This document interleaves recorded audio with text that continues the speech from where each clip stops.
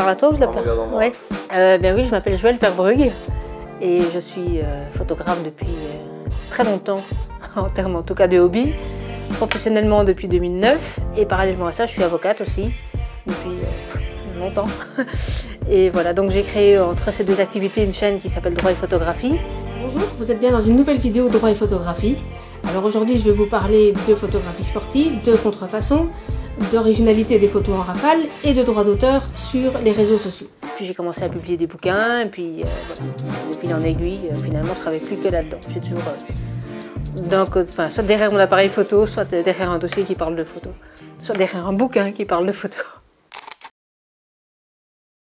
Alors d'abord pourquoi je le fais? Parce que je me suis aperçue, au départ c'est venu parce que je répondais à des questions dans des forums et je m'apercevais que les gens qui ne sont pas juristes ont tendance à mélanger un peu les notions, ce qui est tout à fait normal. Et donc à force de répondre sans arrêt les mêmes choses à différents endroits, je me suis dit que c'était stupide, je perdais mon temps, autant tout centraliser. Donc j'ai créé le blog pour ça, pour vraiment offrir un espace où il y avait des réponses qui étaient compréhensibles par tout le monde. Et ce qui m'amuse, c'est de faire justement l'interface entre le langage juridique qui est un peu comme le langage des toubibs, souvent un peu obscur et en tout cas qui peut faire peur, et le langage que peut comprendre un photographe, parce qu'en alliant mes deux casquettes, je parviens à lui expliquer le droit de façon à ce que lui puisse le mettre en pratique, on va dire. Et ça m'amuse beaucoup. Donc les bouquins, ils sont tous faits de cette manière-là, pour, on va dire, dédramatiser le côté juridique et arriver vraiment à faire quelque chose de compréhensible et de progressif pour qu'on puisse y aller doucement. Parce que voilà, les photographes n'aiment pas ça, donc ils ont vite une indigestion, alors que si on leur apporte quelque chose qui est un peu ludique et qui est vivant, en fait ça passe tout seul. C'est important partout.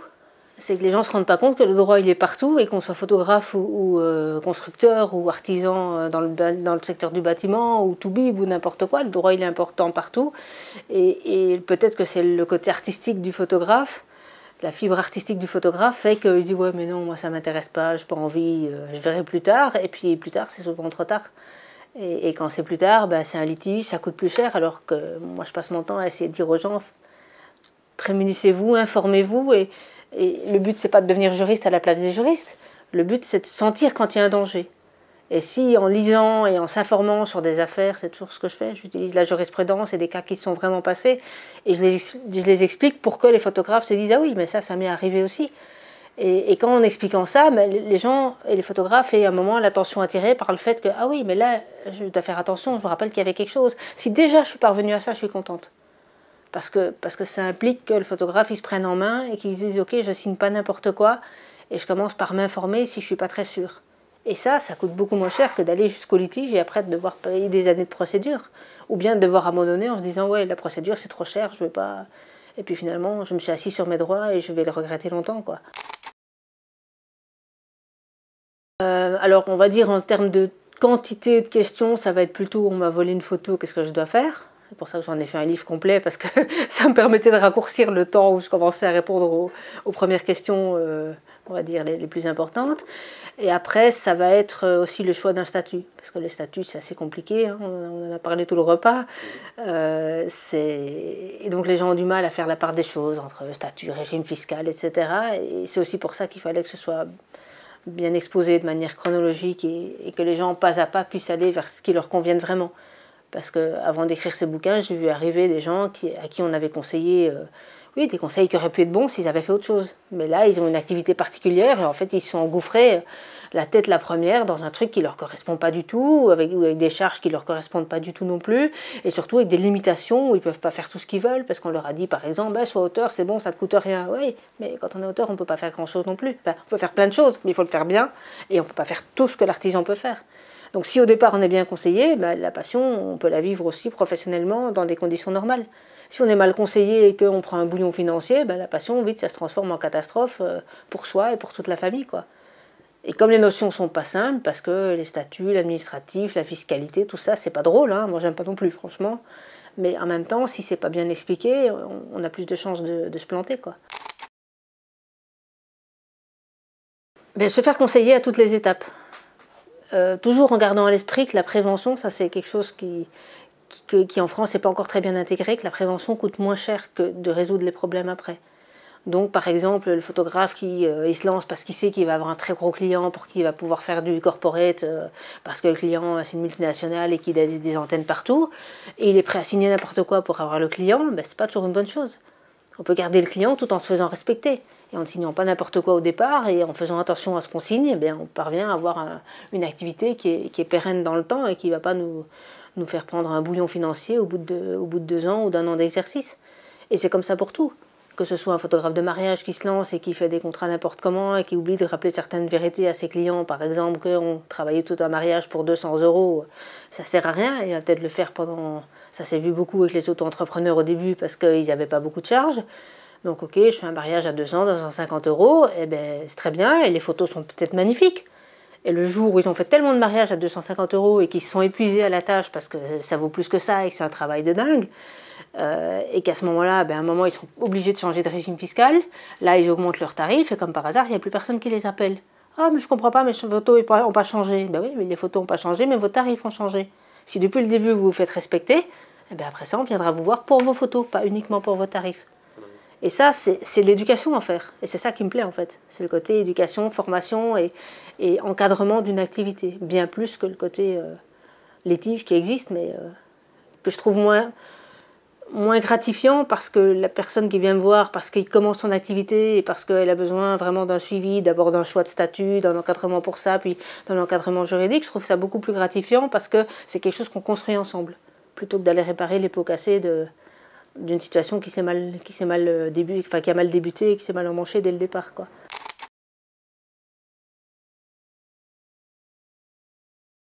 Non, non, pour l'instant c'est le plus difficile parce que ils ont beau annoncer des simplifications, j'ai l'impression que le mot de simplification n'a pas la même signification dans l'esprit du législateur.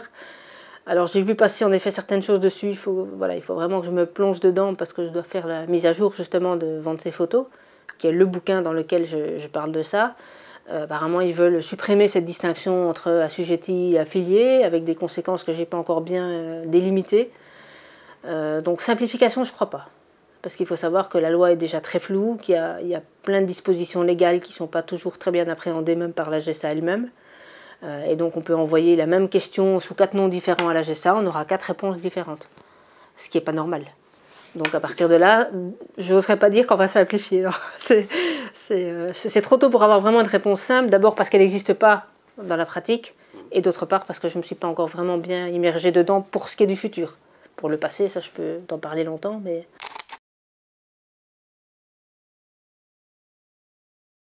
Alors, s'il y a une augmentation des plafonds, ça va s'appliquer à tous les régimes fiscaux simplifiés, donc aussi pour les auteurs qui sont en micro-BNC. Maintenant, je ne sais pas si ce sera 66 000 ou plus. Pour l'instant, c'est trop tôt. Alors, il y a des tas de bruits qui courent, mais l'année dernière, quand ils ont modifié les plafonds d'assujettissement, il a fallu 4 fois que je change mon article. Parce que pendant un mois, entre mi-décembre et vers le 20 janvier, ça a changé 4 fois. Donc, lire des chiffres exacts maintenant, je donne les chiffres au début de l'année. Donc, il suffit de surveiller mon blog, là, droit et photo. Et en début d'année, je redonne les seuils qui sont à jour dès qu'ils sont à jour. Et voilà. Et parfois, je fais un autre article en disant j'en ai marre, ça suffit, il faut que ça arrête. Mais voilà. Il y a toujours un article en début d'année, pendant le mois de janvier, où je donne les nouveaux seuils. Et je le fais toujours en lien aussi avec un comptable qui est spécialisé dans ces matières-là, qui s'appelle Eric Hainaut, avec qui je travaille pour toutes ces questions-là. Parce qu'il y a parfois des subtilités pour les auteurs que lui va mieux percevoir vraiment si on va dans les détails et qui va pouvoir m'expliquer de telle manière que ce soit clair aussi pour mes lecteurs à moi.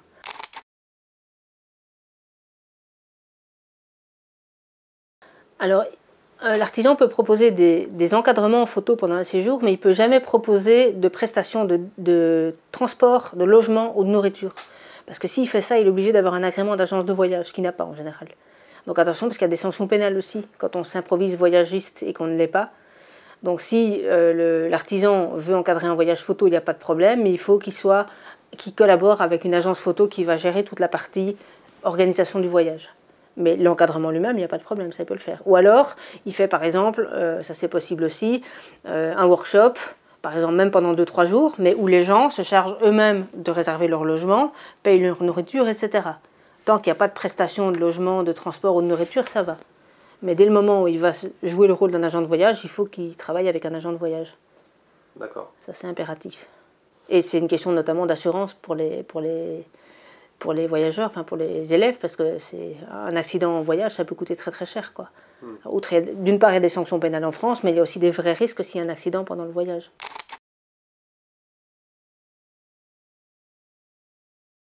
En fait, le fait que ce soit une photo d'enfant, ça ne va pas changer la règle. Ça va peut-être changer l'indemnisation, mais ça ne va pas changer la règle. La règle de base, c'est qu'on on distingue en fait en fonction de la nature de l'utilisation. Donc là, on est vraiment dans le commercial. Quand c'est un produit commercial, comme un calendrier, c'est clairement ça. À ce moment-là, la règle elle est très simple. C'est pas sans l'autorisation de la personne représentée ou si c'est un mineur de ses 2 parents.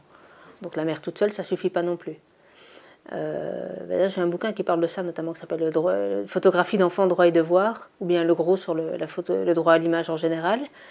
Et après, les règles sont différentes si c'est une utilisation artistique, par exemple pour faire une expo. Là, c'est plutôt la personne représentée qui doit démontrer que l'utilisation de la photo lui cause un préjudice d'une exceptionnelle gravité, dit la jurisprudence. Et après, il y a enfin des règles différentes si c'est pour des fins d'information. Mais, genre éditorial.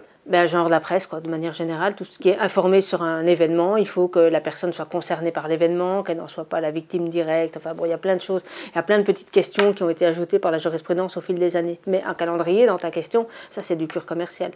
D'accord.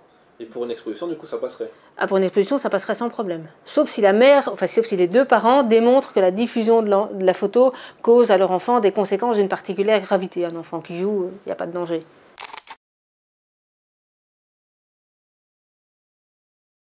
Alors à mon sens, il n'y a pas de difficulté tant qu'on reste dans la limite des 30 tirages numérotés et signés, ce que peut faire un artiste. Maintenant, les juridictions ne seront jamais aussi précises. Moi, je rêve d'un juge qui un jour me dise très clairement « Ok, la jurisprudence qui dit que c'est à la personne représentée de démontrer les conséquences d'une particulière gravité ne s'applique qu'à partir du moment où on sort de ce tirage numéroté et qu'on passe dans le produit commercial. » Mais ils ne vont jamais aussi précisément. Ce serait du rêve pour moi, je pourrais évacuer la moitié de mes jurisprudences qui sont là en attente d'être analysées. Parce que les jurisprudences ne vont pas là. Ils vont dire « Ah oui, mais voilà, un calendrier, c'est commercial, ok, pas sans l'autorisation. » Et je ne vois jamais arriver justement de litige sur une vente de tirage numéroté et signé. Mais voilà, donc moi on va dire en analysant toutes les jurisprudences, je peux dire, écoutez, à mon avis, ça se passera comme ça, tant que c'est dans la limite de ce que peut faire un artiste, c'est-à-dire justement l'exposition et la vente d'un tirage numéroté dans la limite de 30, à mon sens, en tout cas, je le plaiderai avec conviction et je crois que je le gagnerai, parce que c'est logique, on va dire, mais c'est pas parce que moi je le crois que je le gagne vraiment. Je suis pas dans la tête des juges. Donc malheureusement, les décisions, là, les jugements et les arrêts vont jamais aussi loin dans la précision. Ils disent oui, c'est illégal parce qu'il y a eu tel ou tel préjudice, mais ils ne fixent jamais les limites qui nous seraient vraiment utiles au quotidien, quoi.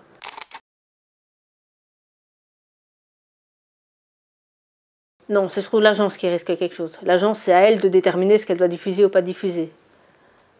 Alors, ce qui peut arriver, c'est que par exemple, une agence te dise bah, tiens, on sait que vous avez fait cette photo-là, par exemple, tu n'étais pas envoyé pour eux, mais tu as cette photo en stock, ils la veulent vraiment, et toi, tu devines qu'il pourrait y avoir un problème de droit à l'image, tu peux toujours, toi, et c'est là que c'est utile justement la prévention pour les photographes, tu peux toujours, toi, te couvrir par mail en disant attention, j'ai pas le droit à l'image sur cette photo, j'ai pas d'autorisation de la personne, pour moi vous êtes très limite dans ce que vous voulez faire avec, vous assumez les responsabilités. Et tu t'arranges pour qu'ils te le confirment avant d'envoyer la photo. Parce que comme ça, si un jour ils sont attaqués par la personne, et que eux t'attaquent, ils te font intervenir dans la procédure, tu dis stop. Moi, je vous avertis depuis le début. Vous prenez vos responsabilités, c'est vous les pros. Donc, si l'image est diffusée par une agence... Normalement, c'est l'agence. Voilà, de toute façon, c'est l'agence que la personne photographiée va poursuivre. Parce que quand tu es sur une photo et que tu veux poursuivre quelqu'un, tu vas poursuivre celui qui est le plus solvable. Tu vas prendre l'agence de presse plutôt que le photographe. Et l'agence de presse pourrait l'imaginer, mais le plus souvent, elles ne le font pas, mais pourrait imaginer de se retourner contre le photographe. Mais c'est pour ça que le photographe, toi, tu as intérêt à te prémunir en amont. Si tu vois que tu as une photo, par exemple, ils te disent, voilà, on voudrait faire, je sais pas, un article sur le Pacs, sur un sujet potentiellement polémique, et toi, tu as une photo, tu sais qu'elle n'a pas été prise dans ce cadre-là, tu dis, attendez, désolé, moi, cette photo, je ne l'ai pas prise, par exemple, une photo de manifestation, il y a eu le cas d'ailleurs, photo de manifestation, c'est une photo de la Gay Pride, et on voyait un couple homosexuel sur un char, déguisé, mais tout à fait reconnaissable. Et ils avaient vu la photo où ils apparaissaient plusieurs mois plus tard dans un article justement sur le Pacs. Et ils ont attaqué et on leur a dit « Ah mais non, mais vous étiez dans un défilé public, vous aviez accepté d'être photographié. » Et ils ont quand même gagné parce que le juge a dit « Oui, ils avaient accepté d'être photographiés pour la Gay Pride, mais pas pour un article sur le Pacs, parce qu'ils n'ont pas formulé ou voulu formuler d'opinion sur le Pacs. Donc vous avez détourné la photo de son contexte, hop, vous payez. Et dans ces cas-là, les procédures, c'est quasiment toujours contre l'éditeur de presse. Mais si toi, tu as une photo et qu'on te dit, tiens, on voudrait illustrer un article sur ceci, et toi, tu as une photo qui les intéresse, mais tu sais qu'elle n'a pas été prise là, tu le remets textuellement. On ne va pas te priver de la possibilité de vendre une photo, mais tu leur dis, écoutez, attention, j'attire votre attention sur le fait que cette photo a été prise à telle occasion. À vous de voir, vous prenez vos responsabilités en termes de droit à l'image. Et le journal risque quelque chose aussi. Oui, le journal risque quelque chose, mais ça, c'est pas ton problème. D'accord. Le journal ou l'agence de presse, mais ça, c'est pas ton problème. Toi, du moment où tu as dit, attendez, je vous préviens, je vous avertis, vous prenez vos responsabilités. Ils la publient, ils assument. D'accord. En général, c'est pas toi qu'on va attaquer, mais si eux sont attaqués et qu'ils t'appellent en garantie dans la procédure, tu pourras dire, et bien sûr, comme toujours, toujours même conseil, tu gardes ça en PDF. Tu stockes pas ça au fond d'un ordi dont tu ne sais pas s'il va planter un jour. Tu le mets, ça c'est le conseil que je donne toujours, tu mets tous les documents qui concernent la photo avec le TIFF et le RAW et le JPG et tout ce que tu veux de la photo elle-même. Donc je ne sais pas comment tu classes ces photos dans ton disque dur, mais si tu as par exemple un répertoire par année, un par mois, un par jour, et puis les JPG, les RAW, machin, bah, tu fais un répertoire administratif ou session de droit ou machin, et puis tu rajoutes dedans cet échange de mails-là. Parce que tu sauras, le jour où tu as un litige sur cette photo-là, qu'il suffit de retourner à l'endroit où la photo se trouve sur tes disques durs pour retrouver tout ce qui la concerne.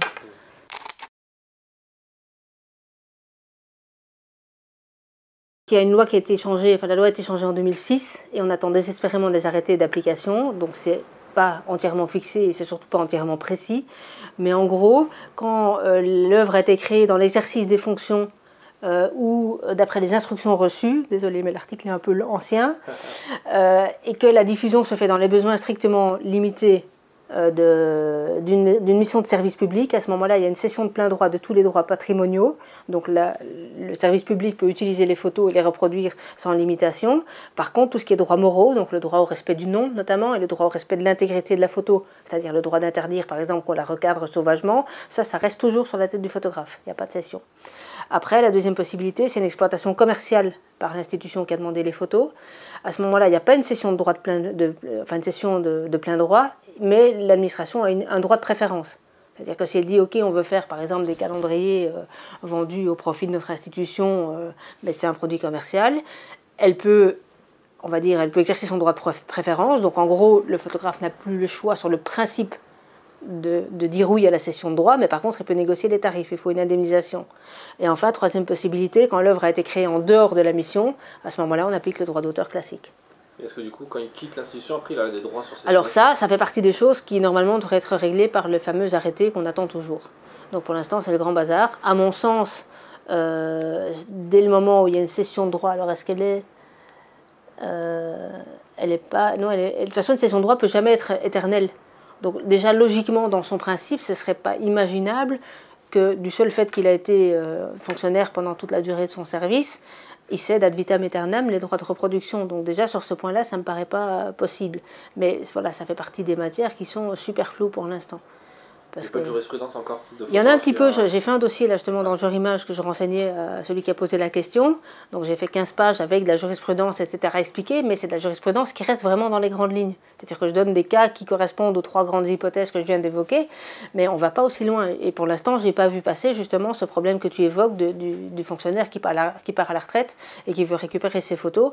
Je l'ai entendu d'une personne que je connais, mais je n'ai pas vu passer de jurisprudence qui serait suffisamment fiable pour te dire oui, ça se passe comme ça, tout va bien. Donc pour l'instant, c'est un peu, ça fait partie des choses justement qui sont problématiques, enfin, de nombreuses choses problématiques.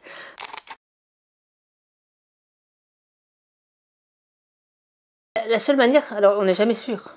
La seule manière, c'est déjà de ne pas se laisser faire en amont et puis après, pas se laisser faire en aval. En amont, c'est en étant super clair quand on fait un devis. Je sais pas, tu es contacté par une société qui veut des photos corporate pour sa com. Tu fais le devis et déjà, tu dois vraiment, déjà toi, tu dois le faire, tu dois détailler les utilisations qui seront possibles. Donc tu le détailles de manière vraiment précise. Site internet avec l'URL machin, www.société.com. Vos réseaux sociaux, votre branding de marchandises, machin, vos cartes de visite, vos flyers, etc., décoration des stands professionnels, ok, tout ça tu mets. Pour toute autre utilisation, me contacter. Et tu mets clairement dans des conditions générales ou au bas de ta page, attention, toute utilisation qui n'est pas prévue est considérée comme une contrefaçon. Ça c'est en amont. Après, si tu sais que c'est des utilisations pour le web, tu peux très bien déjà mettre dans un contrat ou dans un devis le fait que les photos pour le web devront être que les photos qu'ils utilisent pour le web devront être exclusivement celles que tu mets toi dans un dossier. Et tu mets de la petite def et tu mets ton nom dessus. Discret, mais tu mets ton nom dessus. D'accord? Donc déjà, tu leur facilites le travail. Parce que ceux qui vont nous dire « ouais, mais on n'a pas eu le temps, etc. » Non, vous n'avez pas eu le temps, vous n'avez pas pris le bon dossier. Là, je vous ai mis un dossier qui s'appelle « Pour le web », qui fait du, je ne sais pas, 800 ou 1000 pixels par je ne sais pas combien, en 72 dpi, avec mon nom dessus. Allez pas me dire que vous n'avez pas eu le temps, c'est prêt. D'accord? Et après, quand tu vois qu'on utilise tes photos sans ton nom, ben, gentiment, ben, tu es désolé, mon nom n'est pas mis là, merci de rectifier. Encore et encore. Après, tu choisis d'assigner ou pas, ou de t'énerver vraiment ou pas, mais tu les mets en permanence devant les erreurs. Parce que si un jour le conflit dégénère, eh bien, tous ces petits mails-là, ou pendant un an par exemple, tu leur as dit attendez, stop, là vous avez utilisé mon nom, les photos, mon nom n'est pas dessus. Moi je vous ai fait en plus un devis sympa parce que je me suis dit que j'allais me faire de la pub aussi, là vous me privez toute possibilité de me faire connaître. Okay. Donc, et tous ces mails-là, pareil, tu les gardes, parce que ça va être l'accumulation aussi de petits manquements qui va faire que si un jour tu arrives devant un magistrat, il va dire oui, bon, ça va. Là, vous piétinez en permanence les droits de monsieur le photographe, ça va, on arrête là, quoi. D'accord. Mais il faut vraiment faire de la prévention tout le temps. Il faut le mettre dans le devis, il faut le remettre dans la facture ou la note d'auteur, selon le statut qu'on a. Quand on fait un contrat plus complet, et c'est souvent utile justement quand on travaille souvent avec des sociétés qui envoient par exemple faire des photos dans différents points de vente ou dans différents sites, faire une sorte de contrat cadre qui dit voilà, chaque fois que je vais faire des photos pour vous, on va appliquer toutes ces règles-là, et après, eh bien, on fait un avenant par série de photos qu'on transmet pour savoir exactement de quelle photo on parle. Mais chaque fois, bien mettre le fait que c'est une obligation. Alors, c'est pas pour ça qu'ils vont mieux le respecter, hein, mais en même temps, c'est pour ça que toi, tu auras plus de moyens de leur dire stop, je vous l'ai dit depuis le début. Ne me dites pas que vous n'êtes pas au courant, vous avez signé un devis où c'est clair et net. Vous avez ensuite payé sans réserve une facture ou une note d'auteur où c'était tout aussi clair et net. Et je vous l'ai dit plusieurs fois, et puis vous avez corrigé 3 fois, puis vous en avez eu marre. Eh bien stop, moi je vous ai préparé un dossier pour le web avec des photos qui sont prêtes. Si vous recadrez pour enlever mon nom ou bien que vous utilisez les hautes def, et je suis désolée, vous me causez un préjudice. Okay. Donc il n'y a pas de formule miracle, mais il y a plein de petits moyens de prévention qui au moins vont faire comprendre à l'interlocuteur que ben, c'est peut-être pas avec vous qu'il faut jouer au plus malin, quoi. Et après, il y a tous les systèmes mais ça c'est plutôt pour les interlocuteurs qui ne sont pas nos contractants, mais systèmes comme Imatag ou Pixtrack, etc., qui cherchent les photos. Mais ça c'est plutôt pour identifier des contrefaçons de gens avec qui on n'a pas contracté. Mais avec nos clients à nous, il faut faire de la prévention tout le temps, quoi.